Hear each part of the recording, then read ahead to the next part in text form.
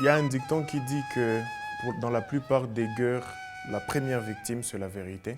Et cela n'a jamais été aussi vrai que dans notre contexte à l'est de la République démocratique du Congo, en particulier dans le pays et dans la région en général, où généralement certaines personnes sont cataloguées pas en fonction de ce qu'ils sont, mais en fonction de ce qu'ils paraissent. Et vous verrez beaucoup de gens mener des campagnes en ligne de diabolisation des cultures au nom des idées que l'on s'est fait de ces personnes-là. Et je vais pouvoir être beaucoup plus concret avec des exemples.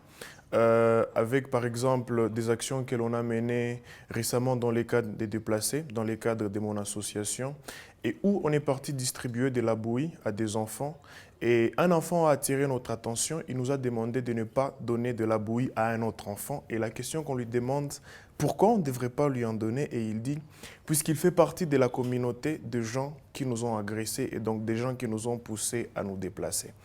Donc il a été question pour nous de lui montrer que quand bien même ça serait vrai, il est aussi dans les camps comme toi, donc il n'en profite pas, il est aussi souffrant que toi, donc vous devez apprendre à cohabiter. Alors il y a d'autres faits là-dessus, je me rappelle la récente manifestation à Goma le 30 août dernier, où la population a manifesté contre la MONUSCO.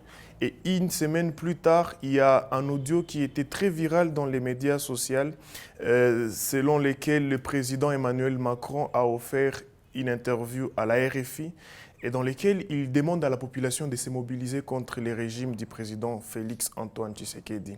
Et que cet audio aurait été monté grâce à l'intelligence artificielle. Donc aujourd'hui, on est aussi dans un contexte où la technologie facilite cette désinformation et que les gens sont de moins en moins capables de déceler le vrai du faux. Donc c'est avec tout ça que nous vivons aujourd'hui de la désinformation, des stéréotypes, dans un contexte où les gens essayent d'attiser les feux qui est déjà fulgurant.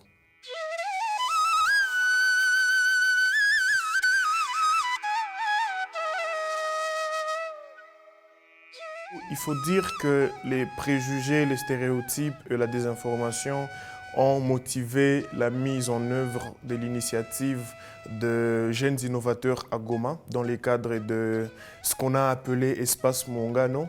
Les concepts de base consistent à réunir différentes personnes ressortissantes de différentes communautés autour des défis relatifs à la cohabitation pacifique. Alors, dans une approche, on a choisi de travailler avec les élèves des écoles secondaires, vous le savez. Dans la plupart que ce soit des manifestations, que ce soit des actes de manipulation, les jeunes sont mis en avant de par leur naïveté, mais aussi de par leur vigueur et le dynamisme qu'ils représentent.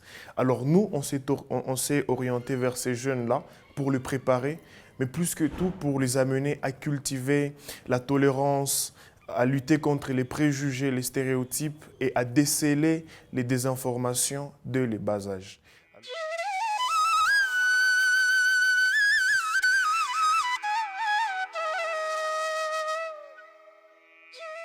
Alors, il y en a deux principalement. Le premier grand défi auquel on est confronté, c'est que quand on vient avec ce message-là d'appel à l'unité, on est parfois taxé de faire partir du camp de ceux qui agressent. Je me rappelle quand on a eu à implémenter notre initiative à Nyiragongo, dans le cadre des espaces Mongano qu'on a tenus, il y a une main qui s'est levée dans le public et la question c'était « Pourquoi vous nous lavez les cerveaux ?» Pourquoi vous nous lavez les cerveaux face à ceux qui nous agressent, face à ceux qui nous forcent à nous déplacer? Alors ça, c'est le premier défi. Il faut dire que parfois, les gens ont cette frustration, ces désirs ardents des revanches, des représailles, qu'ils ne sont pas forcément ouverts à un message de paix.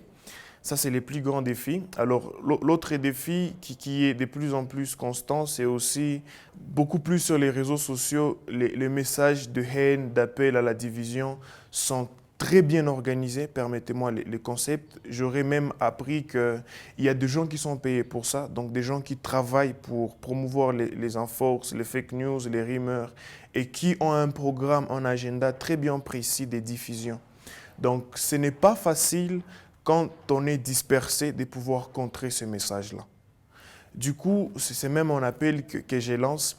Et bien sûr, en me fondant sur une citation célèbre de Martin Luther King, si les faiseurs de guerre sont organisés, les faiseurs de paix doivent en faire autant.